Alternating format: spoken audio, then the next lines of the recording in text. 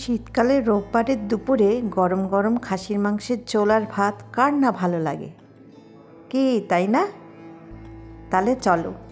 নমস্কার বন্ধুরা, ঘরের সাথে ঘরোয়া খাবার চ্যানেলের নতুন পর্বে সবাইকে স্বাগত জানিয়ে শুরু করছি আজকে খাসির মাংসের পাতলা করে ঝোল। এখানে মোটামুটি 800 গ্রাম মাংস আছে।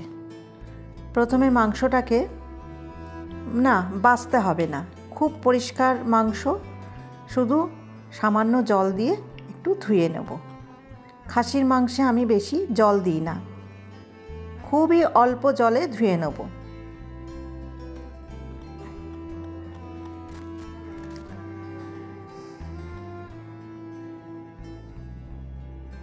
ধোয়া হয়ে গেছে, স্ট্রেনারে থাক, জলটা তারে ঝরে যাবে। জল ঝরা মাংস এবার প্রেসার কুকারে দিয়ে দিলাম।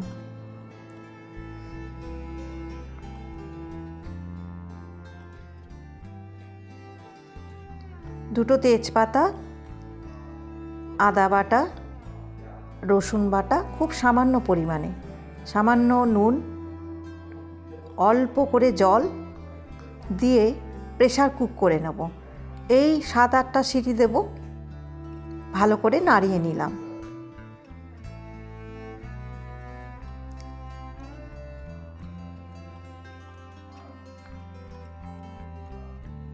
খাসির মাংস এখন প্রায় আমাদের ঘরে হয় না বললেই চলে, কারণ খাসির মাংস তো জানো রেড মিট খাওয়াটা খুব একটা তো ভালো নয়। ঘরে ঘরে সব কোলেস্টেরল, হাই প্রেশার এসব থাকে। তাই আজকে ইচ্ছা হলো খাসির মাংসের পাতলা করে ঝোল আর ভাত খাবো। 7-8টা মতন সিটি দিয়ে নিলাম।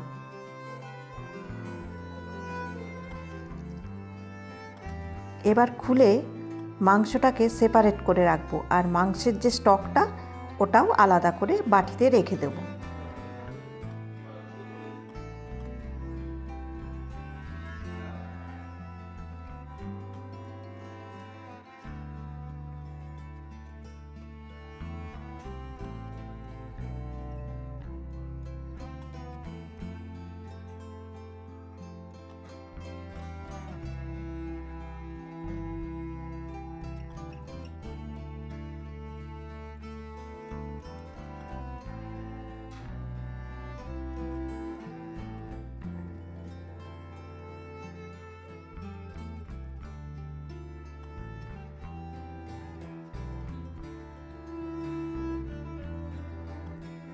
মাংসটা খুব ভালো করে সেদ্ধ হয়ে গেছে।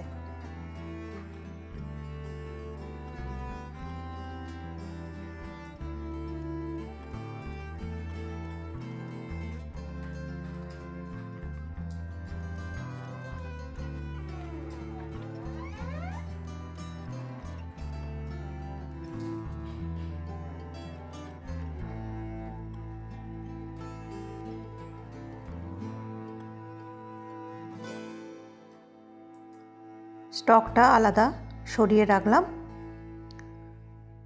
এবার একটা মশলা তৈরি করে নিই। এখানে 100 গ্রামের মতন দই দিয়ে দিলাম।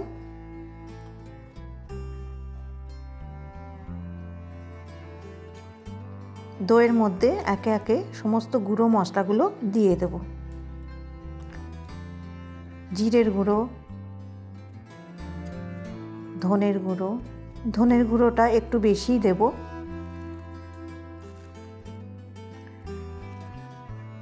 লাল লঙ্কার গুঁড়ো, কাশ্মীরি লঙ্কার গুঁড়ো রং হওয়ার জন্য। এবার এই দই আর মশলা ভালো করে ফেটিয়ে নেব। দইটা ভালো করে না ফেটালে যখন রান্না করব তখন ঝোলটা কেটে কেটে যাবে, ওই জন্য দইটা খুব ভালো করে ফেটিয়ে নিতে হবে।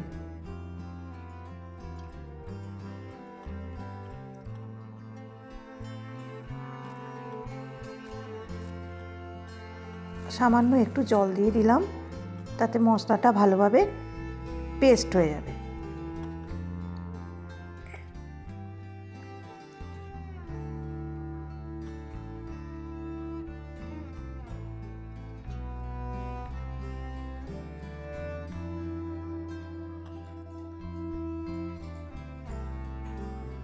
এখানে কিন্তু আমি হলুদ গুঁড়োটা এখনও মিক্সড করিনি, যখন কষবো তখন হলুদ গুঁড়োটা দিয়ে দেবো। কড়াইতে সর্ষের তেল দিলাম। তেল গরম হলে তাতে তেজপাতা, ছোটো এলাচ আর দারচিনি, লবঙ্গ ফোড়ন দিলাম।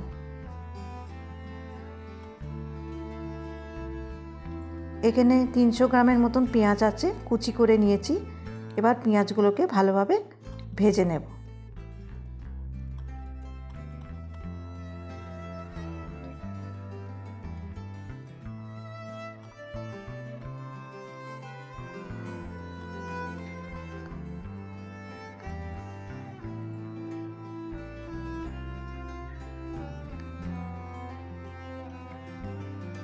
পেঁয়াজ ভাজতে ভাজতে এতে সামান্য একটু লবণও দিয়ে দেবো, তাতে পেঁয়াজটা নরম হয়ে যাবে।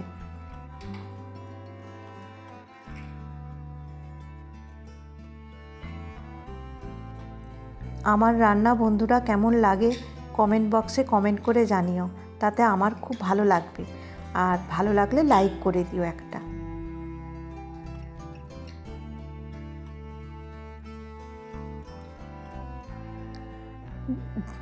আদা বাটা, রসুন বাটা, কাঁচা লঙ্কা সব দিয়ে ভালো করে নাড়ব।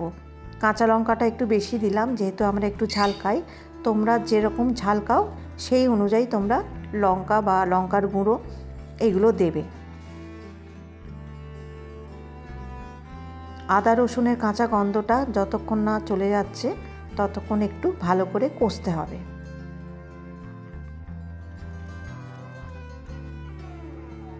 এবার দিয়ে দেবো সেই গুঁড়ো মশলাগুলো আর টক দইটা যেটা পেস্ট করে রেখেছি সেইটা দিয়ে দেবো।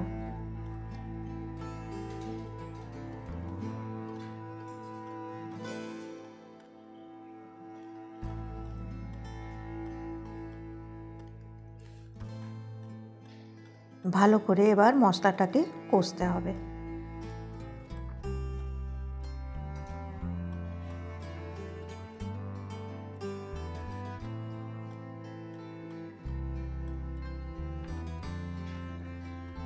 বাটি ধোয়া জলটা দিয়ে দিলাম, যেটাতে পেস্ট করে রেখেছিলাম সেই বাটি ধুয়ে জলটা দিয়ে দিলাম।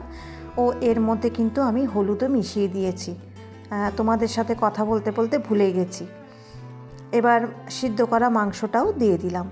এবার মাংস আর মশলা একসাথে কষতে থাকবো যতক্ষণ না তেলটা রিলিজ হয়। কষতে কষতে তলা ধরে এলে ওই সিদ্ধ করে রাখা মাংসের যে স্টকটা ওটা অল্প অল্প করে দিয়ে দিয়ে কষবো। আলাদা করে আমি আর জল মিশাবো না। এতে রান্নার গুণটাও ভালো থাকে আর টেস্টটাও খুব সুন্দর হয়।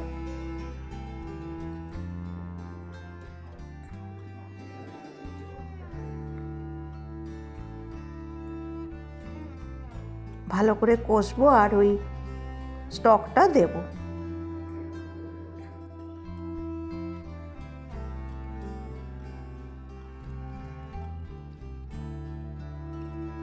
আবার একটু স্টকটা দিয়ে দিলাম, আবার কষবো।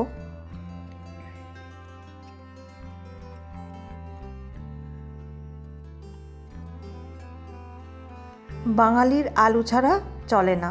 এতে কিন্তু আমি আলু ভেজে তুলে রেখেছিলাম, আলু দিয়ে দিলাম আর স্টকটা দিয়ে ফুটতে দিলাম।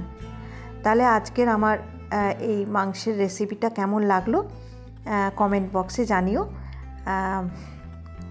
লাইক করো, কমেন্ট করো। মাংসটা খুব সুন্দর সিদ্ধ হয়েছে, এত গরম তোমাদের ভেঙেও দেখাতে পারছি না। তাহলে আজকের মতন এইখানেই শেষ করছি। সামনে আবার নতুন একটা পর্ব নিয়ে আসব, নতুন রান্না নিয়ে আসব। ভালো থেকো, সুস্থ থেকো।